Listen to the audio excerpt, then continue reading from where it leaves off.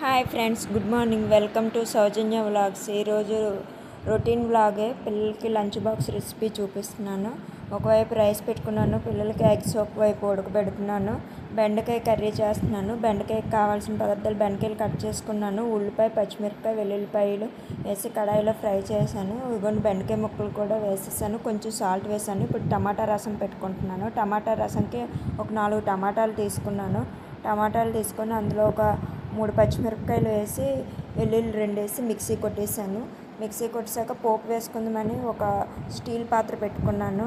అందులో కొంచెం ఆయిల్ వేసుకున్నాను. ఆయిల్ వేసుకొని పోపు దినుసులన్నీ వేసుకోవాలి. ఆవాలు, జీలకర్ర, ఎండుమిరపకాయలు, మెంతులు, మినపగుళ్ళు, శనగపప్పు, వెల్లుల్లి ఇవన్నీ కొంచెం లైట్గా ఫ్రై అయ్యాక ఇంకా మనం ఏదైతే ఇంగువ కూడా వేసాను. ఇంకా ఏదైతే మనం ప్యూరీ పెట్టుకున్నాం, ఉల్లిపాయలు కట్ చేసి పెట్టుకున్నాం, ఒక ఉల్లిపాయ స్లైస్ వేసుకొని అవి బాగా ఫ్రై అయ్యాక టమాటా ప్యూరీని అందులో వేయాలి.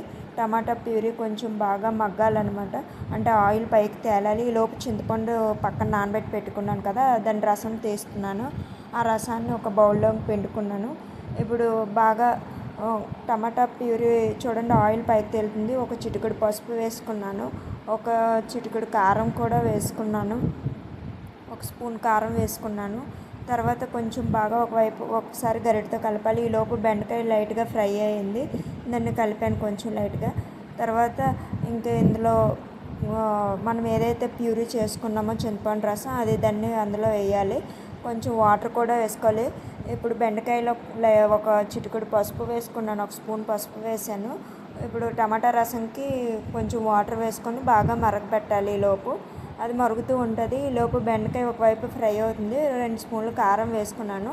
మన బెండకాయ ఫ్రై అయితే రెడీ అయిపోయింది. చూసారా ఫ్రెండ్స్, బెండకాయ లాస్ట్లో కొంచెం కరివేపాకు వేస్తే ఆ స్మెల్ బాగుంటుంది. ఎప్పుడైనా కూర లాస్ట్లో వేగిపోతుంది అన్న టైంలో ఫ్రై అయ్యాలి. ఫ్రై అయ్యేటప్పుడు కరివేపాకు వేయాలి. ఇంకా పిల్లలకి బ్రెడ్ కాలుస్తున్నాను.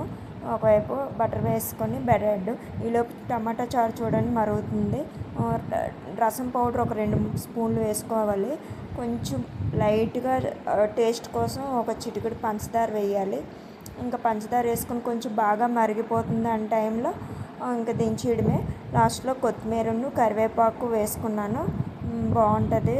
ఒక మరిగాక ఆపేయడమే. ఇంకా బ్రెడ్ స్లైసెస్ కాల్చుకొని పిల్లలకి స్నాక్స్ బాక్స్ పుదీనా, కసూరి మేతి వేసాను టమాటా రసంలో. ఇంకా 2 వైపులా బ్రెడ్ని కాల్చుకొని లంచ్ బాక్సెస్కి రెడీ చేసుకున్నాను. ఇదే ఫ్రెండ్స్ ఈరోజు పిల్లలకి లంచ్ బాక్స్ రెసిపీస్. వీడియో నచ్చితే లైక్, షేర్, సబ్స్క్రైబ్ చేయండి ఫ్రెండ్స్. బాయ్.